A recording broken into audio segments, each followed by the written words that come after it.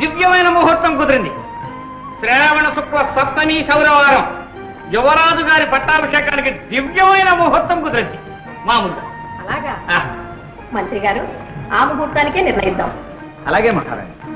తమ్ముడు గారి రాజ్యాభిషేకం మహావైభవంగా జరిపిద్దాం.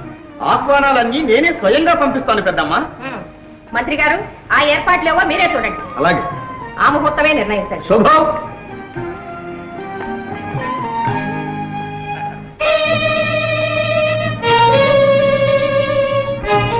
అల్లుడు వచ్చేదాకా అమావాస్య ఆగదు.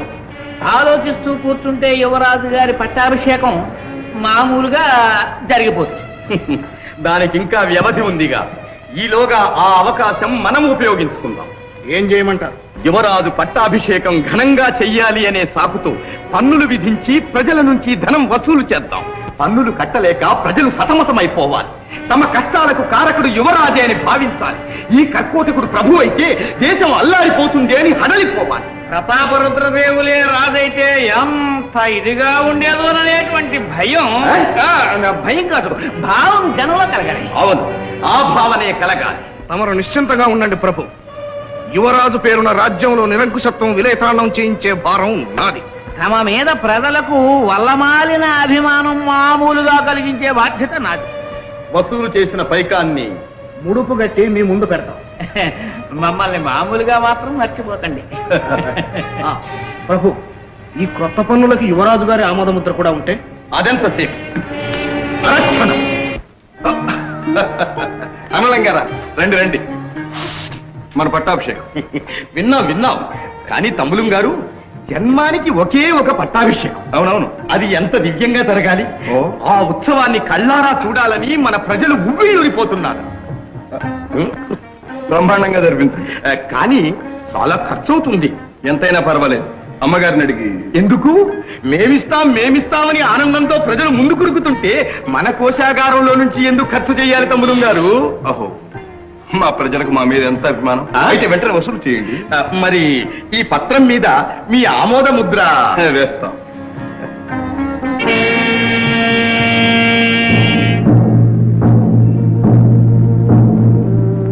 అందరూ జాగ్రత్తగా వినాలి. యువరాజా గారి రాజ్యాభిషేకం జరగబోతుంది. అందుకని తాహీదులు అంపారు.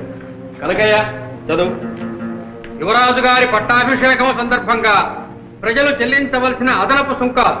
ఎవరు ఏ వృత్తి చేసినా ఆ వృత్తి చేస్తున్నందుకు సుంకం చెల్లించాలి. ఆవు, మేక, గుర్రం, గాడిద, కోడి, బాతు ఇలాంటివి పెంచుతున్నందుకు, నీటి వనరులు ఉపయోగిస్తున్నందుకు, ఇళ్లు కట్టి నివసిస్తున్నందుకు, ముప్పూటలా భోజనం చేస్తున్నందుకు, ఒంటి నిండా గుట్ట కడుతున్నందుకు, ఏటేటా పిల్లల్ని కట్టున్నందుకు, వినోదాలకు, వివాహాలకు పేరున సుంకాలు చెల్లించాలి. ప్రతి ఒక్కరూ తమ ఆదాయంలో 4వ వంతు రాజభాగంగా ఇవ్వాలి.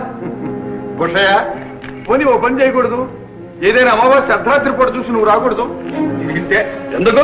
అదే అందరం కలిసి వెళ్ళి రాజుగారి ఖజానా తిరిగి చేద్దాం. ఏమిటా వేళాకోళం? వేళాకోళం కాదు. నువ్వే దొంగ వరకు ఉంటే నిన్ను మించిన దోపిడి దొంగలాగున్నాడే యువరాజు. ఏమన్నా? ఉన్నమాటన్నా. రాజుగారి ఆజ్ఞను ధిక్కరించి మాట్లాడతావు. రాజట రాజు. ఇక్కడ ప్రజలందరూ అర్థాకలితో అలమటిస్తూ ఉంటే అక్కడ నృత్యగాన కేళీ విలాసాలలో తేలిపోయేవాడా రాజు? కట్ట గుడ్డ లేక చింటి గుడ్డలతో ప్రజలు అవస్థపడుతూ ఉంటే చీనాంబరాలతో వినోదించేవాడా రాజు? కండలు కరిగించి అహోరాత్రాలు కష్టించే ప్రజల ధనాన్ని దోచుకుని పట్టాభిషేకం చేసుకోవాలనుకుంటున్నవాడు రాజు కాదు, రాక్షసుడు, ప్రజల కంటకుడు. ప్రజల కష్ట సుఖాలను గమనించని ఆ నిరంకుశాగ్రమేమో పాటించు. ఒక్క చిల్లి గవ్వ కూడా కప్పం చెల్లించు. ఇదే మా నిర్ణయం. ఏం చేస్తారో చేసుకోండి. రాజమాట అక్షరాల సత్యం. వీడి మాటలు నమ్మకండి.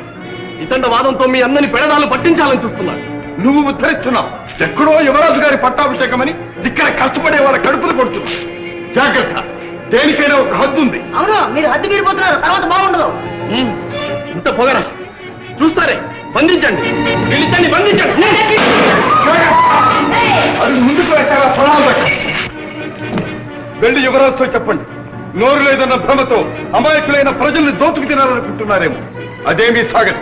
ప్రజాశక్తి విజృంభించిందా మీ ప్రభుత్వాన్ని కుక్కచివేళ్లతో పెళ్లగించి వేస్తుంది. ఇది నా మాట, నా హెచ్చరిక. వెళ్ళండి. ఎవరైనా సరే ఆ రాజద్రోహిని బంధించిన వారికి 10,000 వరహాలు బహుమానం.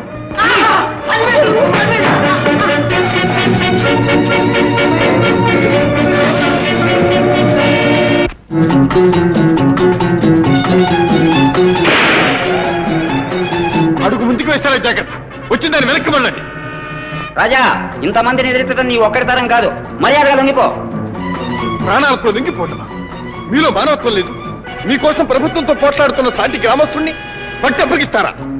మానవత్వం మరవరాలంటూ కూర్చుంటే 10,000 ఎట్టా వస్తాయి? లొంగిపో. ప్రాణాలతో లొంగితే కల్లా ఉన్న 2 పట్టుకోండి.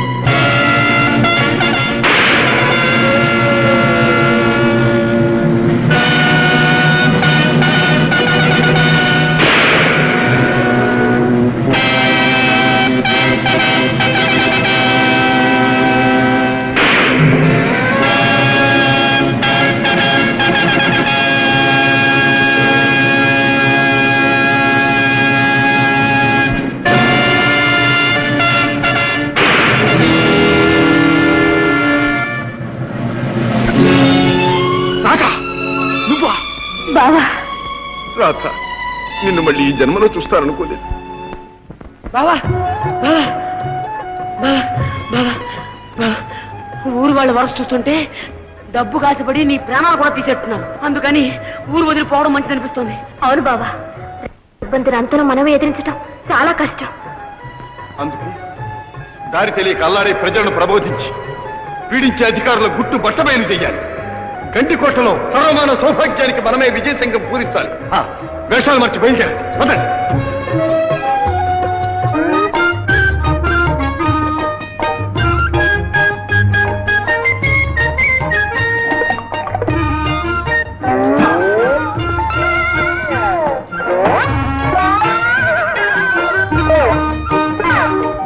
రండి, కూర్చోండి. చూస్తారా, గడ్డాలకి నీళ్లు పట్టించు. ఇదేం కర్మయ్య, ఆ గడ్డానికి నీళ్లు రాసి జామున్నర అయింది. నాన్ని బాబు, బాగా నాన్నే. గడ్డం బాగా నానితే సమ్మగా తెగుద్ది. ఏం తిరుపతి, నన్ను సగులో వదిలేశావే. ఉండు బాబు, ఉండు. అలాగేరా, రండి రండి, కత్తిరించమంటారా? ఆ డబ్బీలో ఎంత డబ్బు ఉందో లెక్కండి. అందులో ఏముందండి, ఇంకా బోనియే కాలేదు. మొత్తం ఎన్ని తల్లో చూడండి. 1, 2, 3, 4, 5, 6, మొత్తం 6 తల్లండి. తిరుపతి, అయ్యా, తలకో 10 డబ్బులు చొప్పున 6 తల్లకి సుంకం చెల్లించు. అదేమిటండి, కష్టపడి మేము సంపాదించడం ఏమిటి, సొంకం అని మీరు తీసుకెళ్ళడం ఏమిటి? కావలిస్తే కత్తిరించిన జుట్టుంది, తీసుకెళ్లి సవరాలు కట్టి అమ్ముకోండి. అదేం కుదరదు. ఇది యువరాజు గారు ఆజ్ఞ, ఇచ్చి తీరాల్సింది. అయ్యా, మీరు కూడా క్షవరం చేయించుకున్నందుకు తల ఒక అర్థ ఇచ్చి తీరాల్సింది. అదేమిటండి, చవరాలు మాని సన్యాసులు అమ్మంటాడా మీ యువరాజు? నలభై గారు, ఇతను సవరం చేసుకోకుండా జుట్టు పెంచేస్తున్నాడు. చెప్తామండి, నాకు మొక్కండి. పైగా నా భార్య 6 నెలల గర్భవతి అండి. ఇల్లాడితే గానీ అదంతా మాకు అనవసరం. క్షవరం చేయించుకోకుండా గడ్డం పెంచుకున్నందుకు నువ్వు ఒక వరహ చెల్లి. అయ్యో బాబాయ్ వరాయే, ఇది మహాఘోరం, మహా అన్యాయం. నేను ఇచ్చుకోలేను బాబాయ్. ఏమంటావా? ఎక్కడికి వెళ్తున్నారు? గుళ్ళోకి ఎన్ని కొబ్బరికాయలు? 3 కొబ్బరికాయలు. కాయ కాస్త చొప్పున సుంకం చెల్లించండి. ఏమిటి గుళ్ళో కొబ్బరికాయలు కొట్టారు కూడా కాస్త చెల్లించాలా? అవును, ఇది మా యువరాజు గారి ఆజ్ఞ. ఈ నలుగురు మీ పిల్లేనా? అవును, వీరు మా వారు. ఏమండి మీరు మాట్లాడరేమిటి? నువ్వు మాట్లాడుతున్నావుగా. నలుగురికి 4 వరహాలు సుంకం చెల్లించండి. ఏమిటి పిల్లల కన్నందుకు కూడా సుంక చెల్లించాలా? అవును, ఇస్తారా లేదా? మనం బ్రతికిపోయాం, మనకి పిల్లగల్లా ఎవరు లేరుగా. ఏమిటి మీకు సంతానమే లేదా? లేదండి. పిల్లలు లేనందుకు మీరిద్దరు చెరువు వరకు సుంకం చెల్లించండి. ఇస్తారా చెరసాలు పంపించమంటారా? ఇస్తాం. పిల్లవయ్య గారు మీరు ఇంకా వివాహం కాలేదంటండి? అవునా? అవునండి, బ్రహ్మచారులండి. పిల్లం గిల్లం పిల్ల పీచిగా తల్లి తండ్రి ఎవరూ లేరండి. ఏకో నారాయణ ఏకో. అయితే 20 వరహాలు సుంకం చెల్లించు. ఎందుకండి? ఒంటరి వాడు గనక నీకంటే ఖర్చులుండవు, చెల్లించాల్సిందే. ఇది మరీ బాగుంటుంది. పిల్లలు ఉంటే ఒక పన్ను, పిల్లలు లేకపోతే మరో పన్ను. ఇదే పరిపాలన పాడికట్ట. నువ్వు విప్లవకారులుగా ఉన్నావు. నిన్ను చెరసాల్లో పెట్టాలా? చెరసాల్లో ఉండడానికి పన్ను లేదండి. అయితే పెట్టి సోదరులారా, ఆనాడు మన గండికోట ప్రభువులు పరిపాలనలో శ్రీరామచంద్రుని మరిపించారు. ఈనాడు ప్రభువులు కసాయి వాళ్ళ కంటే హీనమైపోయారు. మనల్ని దోచుకు తింటున్నారు. రాజ్యం రావణ రాజ్యం చేశారు. స్త్రీలను బలాత్కరిస్తున్నారు. నాలాంటి బలహీనని నానా హింతులు పెడుతున్నారు. అధికార మతంతో అవినీతి పరులైపోతున్నారు.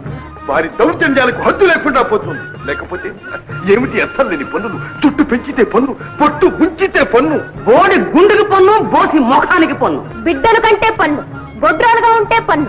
దానం చేస్తే పన్ను, ధర్మం చేస్తే పన్ను. కర్మం కాలి చస్తే ఉన్నదంతా ఊర్చుకుపోయే పన్ను.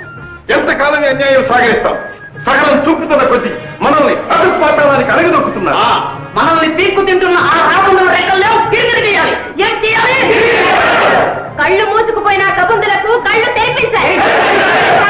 మనల్ని ఉద్ధరించడానికి ఎవరో దిగి వస్తారనుకోవడం కేవలం పొరపాటు. మన ఇల్లు మనమే చక్క చేసుకోవాలి, మన బ్రతుకు మనమే బాగు చేసుకోవాలి. ఇంతకాలం నిద్ర పోతూనే ఉన్నాం. ఇప్పుడైనా నిద్ర నుంచి మేల్కొని అధికారుల దౌర్జన్యాన్ని ప్రతిఘటించాలి. ఒక్క శక్తిగా విజృంభించాలి, ఒక్క వ్యక్తిగా ముందుకు సాగాలి.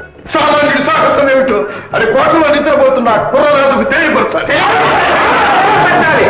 ఎవరి కథానాయకుడు? వీడెవడో విప్లవకారుల్లో ఉన్నాడు ప్రభు. ప్రభు, వీడిని ఇలా వాగనిస్తే మన పథకమే తారుమారవుతుంది.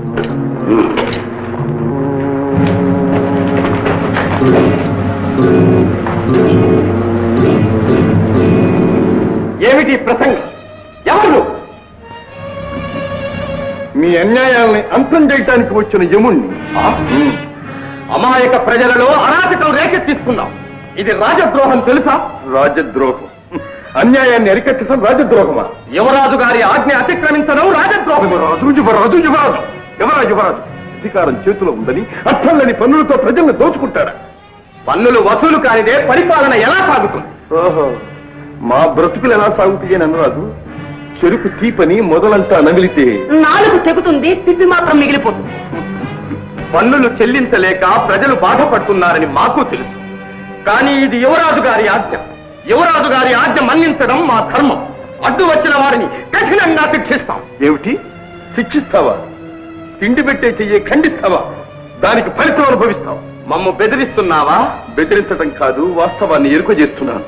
ఈనాడు ప్రజల్లో చెలరేగిన అసంతృప్తి జ్వాల రేగి నలువైపులా వ్యాపించి మిమ్మల్ని నామరూపాలు లేకుండా భస్మం చేస్తుంది. దళపతి, వీడు రాజద్రోహి. వీడి నోరు మూయించాలి. వీడిని చూసి ప్రజలు గుర్తు తెచ్చుకోవాలి. బలి చక్రాన్ని కట్టండి, కొరడాతో కొట్టండి, చర్మం ములిపించండి.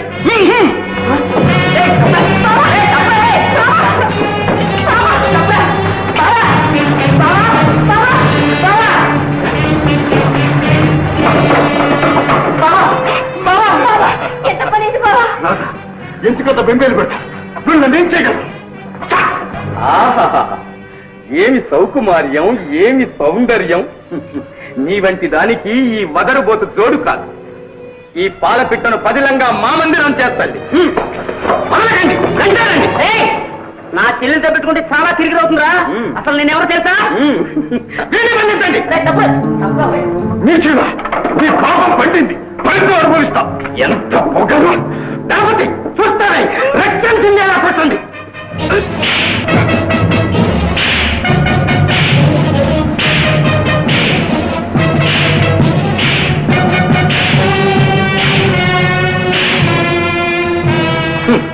అర్థమైందా? ప్రభుత్వాన్ని ఎదిరిస్తే వచ్చే ఫలితం.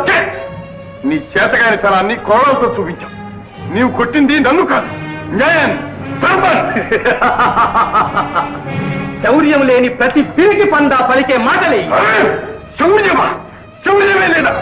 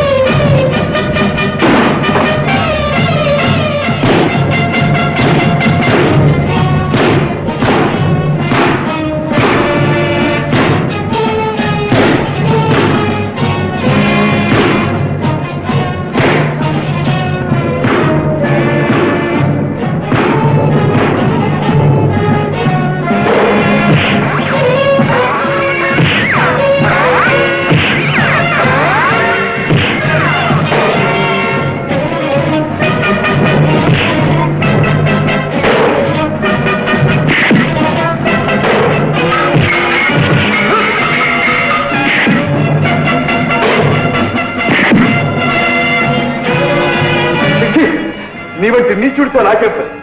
ఈ అరాచకానికి అంతటికి కారకుడైన యువ